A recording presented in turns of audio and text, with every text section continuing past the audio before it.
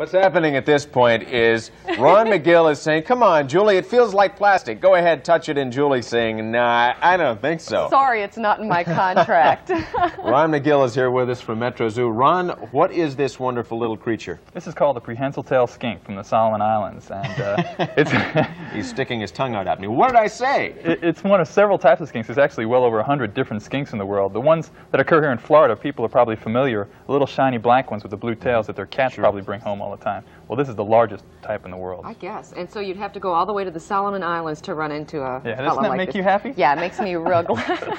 Now, the name indicates that it does something that most lizards don't do. Right. Julie's going to demonstrate this for us right now by putting her arm out. Julie, put your arm out. Come on, Julie. have Pete do it. Talked Put your arm into out, it, Julie. Julie. Come on, Julie, put your let arm me out. just touch it first. Okay, touch it first. It's like plastic. Really, there's nothing. Okay. Now just stick your arm out. Promise and close your you eyes. won't let go? I promise. You I promise. I promise. Okay. Just stick your finger out. Okay. She is gullible. Now it's called the prehensile-tailed skink because if it Oh, were in my a tree, word. that's the way it hangs in a tree. You said you weren't going to let go. I might let go. You see, no, you won't, because that's how it lives a totally arboreal life, and it's one of the very few lizards that actually has that type of adaptation. We were talking before the show, they actually sleep hanging from their tail periodically. It's They not can, normal. right? They'll hook themselves around any branch and just sleep up in the tree that way. They're really intense feeders. They feed on anything from mice to baby birds. They don't necessarily strictly feed on vegetation. And they're very quick when they need to be. Not insects? They will eat insects, especially when they're younger, but as they get older to this size, and this is a full-grown adult, they'll eat anything, like I say, from baby birds to rodents. Has the behavior of this one changed any from that in the wild? You've had to tame it down, right? Yeah, thank God it has changed a little bit. They have a pretty nasty bite. So I've heard. They're not poisonous lizards. Of all the lizards, and there's probably close to 3,000 in the world, only 2 are poisonous. This is not a poisonous lizard, but generally speaking in the wild, it is quite defensive, and it has a very tenacious bite. It doesn't let go. It bites down and How climbs. old do they grow to be? You know, I really couldn't give you an honest answer on that because I don't think they've been kept in captivity for a very long time. Yeah. Some of the largest skinks can easily approach 10 years.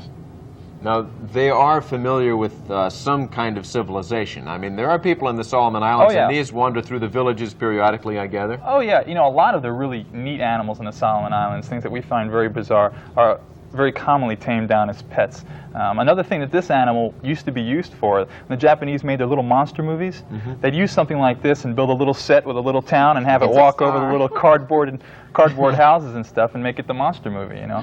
The mini monster. Right, well, one of the very unique things about this lizard is its eyes. Its eyes almost look unreal. They're that bright yellow vampire eyes is what I call them. But they really are harmless. May I ask a really silly question? No question, silly. I may as well. I've never been this close to a lizard.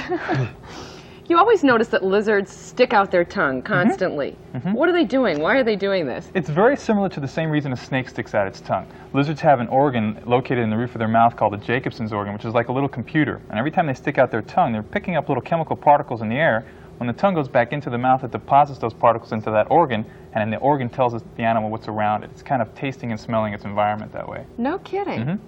Snakes, it's much more developed than in most lizards, but anytime you see a lizard do that, that's what it's doing. Well, I don't wondered- know if his tongue is developed, but it's certainly there. I wonder what the lizard was thinking in the makeup room in there with all of the different sounds and smells and all that kind of stuff in there.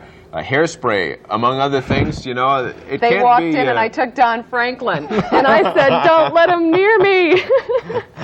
No, that's what makes them fascinating. I think reptiles are a little bit maligned and misunderstood, and hopefully through little programs like this, people will get a better understanding for them. All right, Ron, thanks for coming in. This has been fun. Yeah. Can I take him home with me? Sure. Okay. Your fine. wife is going to love that, No, Peter. no, she I won't don't- let you in the I don't house. think she will.